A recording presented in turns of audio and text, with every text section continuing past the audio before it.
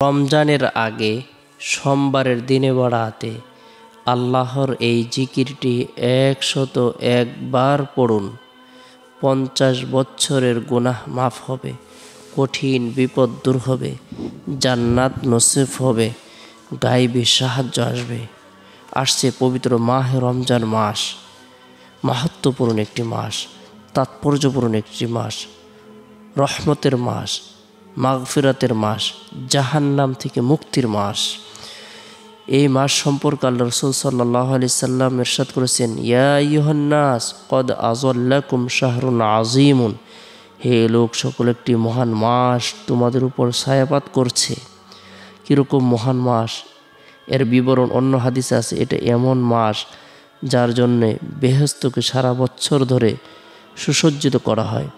এই মাসের প্রথম রাত যখন আগমন করে, তখন জান্নাতের তলদেশ থেকে একটি সুমধুর বাতাস প্রবাহিত হতে থাকে, যার প্রবাহে বেহেশতের পাতাপল্লব, ডালপালা, দরজার কড়াসমূহ হেলতে থাকে, দুলতে থাকে।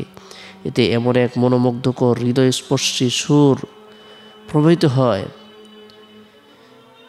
শ্রোতারা ইতিপূর্বে কখনো এরূপ আর শুনতে পায়নি। তখন অতি সুন্দর ডাগর চক্ষু বিশিষ্ট হুরগণ আত্মপ্রকাশ করে বেহেশতের বালাখানা সমূহের মধ্যে দ্বন্দ্বমান হয়ে ঘোষণা করতে থাকে, আল্লাহর কোনো প্রিয় বান্দা আছে কি যারা আমাদেরকে বিয়ে করার জন্য আল্লাহ তাআলার দরবারে দরখাস্ত করবে? এরপর তারা বেহেশতের দারোগা রেদওয়ানের নিকট জিজ্ঞাসা করে, এটা কোন রাত্রি? উত্তরে তিনি বলেন, এটা রমজানের প্রথম রাত্রি। এই কারণে রাসূল করিম সাল্লাল্লাহু আলাইহি সাল্লাম ইরশাদ করেছেন, ইয়া আইয়ুহান নাস কদ আযাল্লাকুম শাহরুন আযীমুন।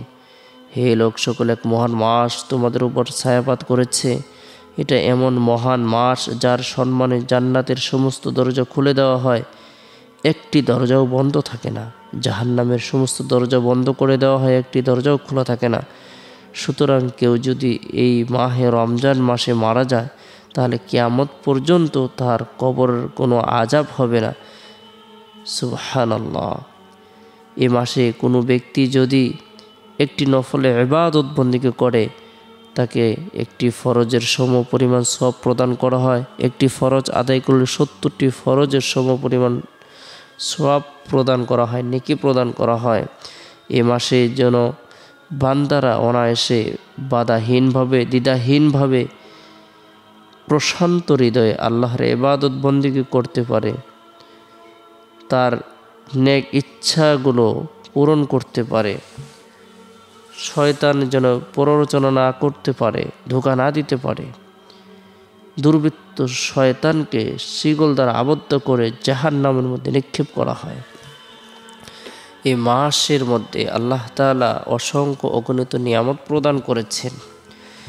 এই মাসের মধ্যে আল্লাহ তাআলা রহমত বর্ষণ করেন, মাগফিরাত প্রদান করেন, জাহান্নাম থেকে মুক্তি প্রদান করেন।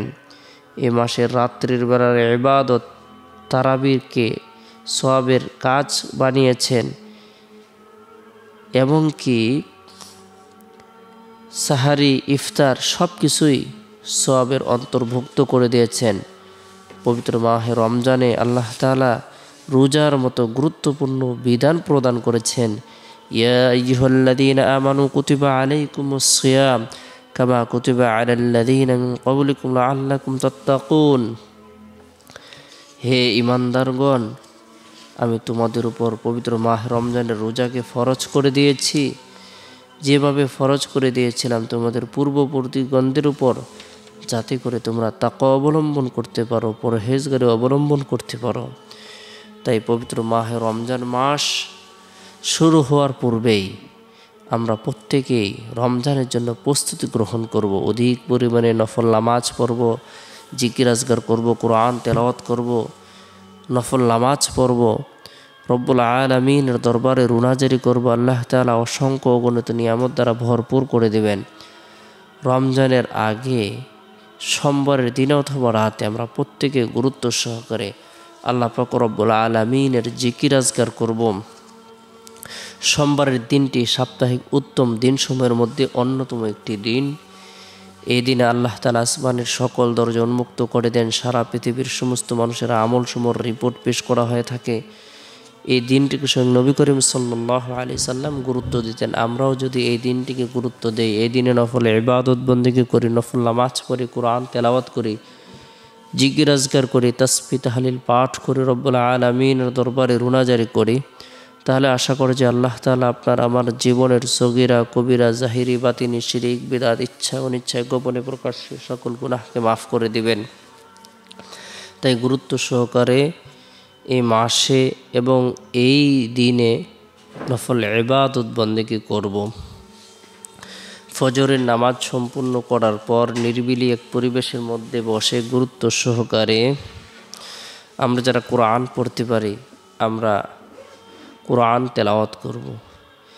যে ব্যক্তি কোরআন তেলাওয়াত করবে আল্লাহ তাআলা তার পদমর্যাদাকে বৃদ্ধি করে দিবেন। আল্লাহ পাক রব্বুল আলামিনের খাস লোক হিসেবে সে পরিণত হয়ে যাবে। প্রতিটি হরফের বিনিময়ে আল্লাহ তাআলা তাকে 10টি করে নেকি প্রদান করবেন। কোরআন কাল কিয়ামতের দিন তার জন্য সুপারিশ করবে। যে ব্যক্তি সর্বদাই কোরআন তেলাওয়াত করবে আল্লাহ পাক রব্বুল আলামিন তাকে আরশের নিচে ছায়া প্রদান করবেন। তার অন্তরের যত ধরনের ময়লা রয়েছে সকল ধরনের ময়লা আবর্জনাকে দূর করে দিবেন। জান্নাতের মধ্যে আল্লাহ তাআলা উঁচু মাকাম প্রদান করবেন।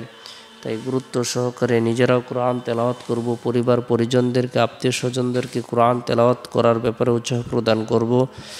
এরপরে সোমবারের দিন জোহরের নামাজ সম্পূর্ণ করার পর আল্লাহ পাক রব্বুল আলামিনের ধ্যানে মশগুল হয়ে গুরুত্ব সহকারে এই দোয়াটির জিকির করব 101 বার, লা হাওলা ওয়ালা কুওয়াতা ইল্লা বিল্লাহ, লা হাওলা ওয়ালা কুওয়াতা ইল্লা বিল্লাহ। অসৎ কাজ থেকে বেঁচে থাকার শক্তি এবং সৎ কাজ করার সামর্থ্য কারণেই আল্লাহ তাআলার তৌফিক ছাড়া। যে ব্যক্তি এই দোয়াটি আমল করবে আল্লাহ তাআলা তাকে কঠিন ও জটিল বিপদ থেকে নিরাপত্তা দান করবেন। এই দোয়াটিকে বেহেশতের রত্ন ভাণ্ডার বলা হয় থাকে। 99টি বালা মুসিবত আল্লাহ তাআলা দূর করে দিবেন। যদি কোনো নারী অথবা পুরুষ পরিপূর্ণ বিশ্বাস রেখে ইকিন রেখে ইখলাস রেখে আমল করে আল্লাহ তাআলা তার উপর খাস রহমত বর্ষণ করবেন, গায়েবী সাহায্য প্রদান করবেন।